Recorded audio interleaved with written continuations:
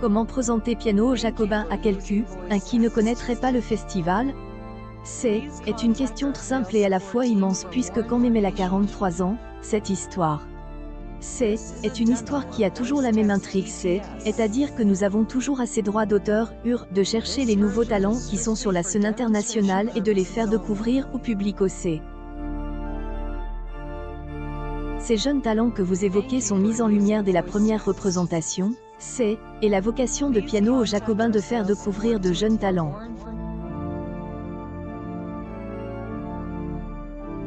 Yumeka Nakagawa est une jeune artiste japonaise qui a accompli son cursus en Allemagne.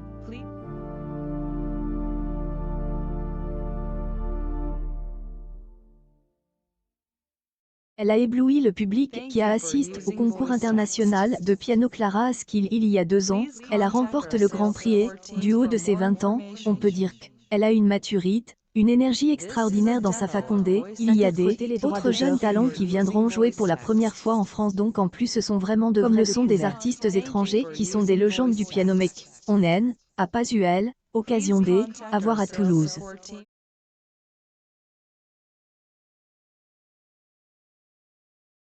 Elle, à inverse, Joaquin Chucaro est venu plusieurs fois. Est un musicien magnifique, qui va sur ses 90 ans et qui a toujours la même énergie de vie. Il cherche dans sa musique et dans son piano à se rapprocher de la voix humaine, il est toujours dans cette quête du Saint Graal. Christian Zechariah est un grand fidèle des Jacobins. Il nous entraînera pour la première fois cette année dans la Peside, saison, de Tchaïkovski. Ensemble de la programmation, un pianiste a-t-il vos faveurs? Mais je les aime tous avec délectation. Stephen Hough était venu à Toulouse en 1991. Un plaisir à le retrouver pour un parcours de compositeur qui adore les répertoires un peu iconoclastes.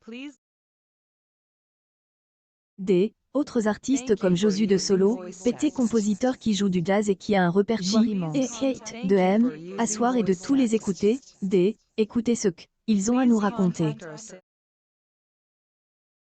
Je pense qu'un festival donne justement différentes opportunités pour vraiment développer notre paysage musical et découvrir des compositeurs. Je pense par exemple à Marie Vermelin qui va jouer des droits d'auteur œuvres de Morel, Sohi, Bonny. Ce sont des femmes compositrices de notre patrimoine romantique franquais que on a peu occasion d'écouter. Le jazz fait également partie des esthétiques du festival, et Michel Petronciani qui rêvait de jouer dans un festival de musique dit classique et qui est venu pour la première fois en 1997. En discutant avec lui, il nous a convaincus d'inscrire esthétique jazz dans notre programmation. Au fil des années, nous avons décidé d'élargir le répertoire à la musique contemporaine, au jazz, à la musique romantique francaise pour donner au public tout ce paysage musical à découvrir aux côtés des grands compositeurs classiques. Comment le festival a-t-il traversé la période de pandémie?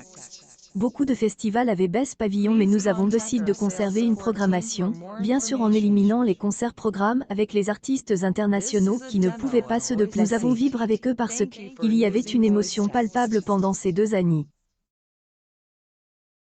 Réunis pour écouter des concerts nous a permis de retrouver cette envie, ce désir qui était peut-être un peu émousse par les habitudes. Vendredi 9 septembre à 20h. Yumeka Nakagawa samedi 10 septembre à 20h. Paul Les Solo mardi 13 septembre à 20h. Salomé Jordania mercredi 14 septembre à 20h. Christian Zechariah jeudi 08 26 30 36 36. Vendredi 16 septembre.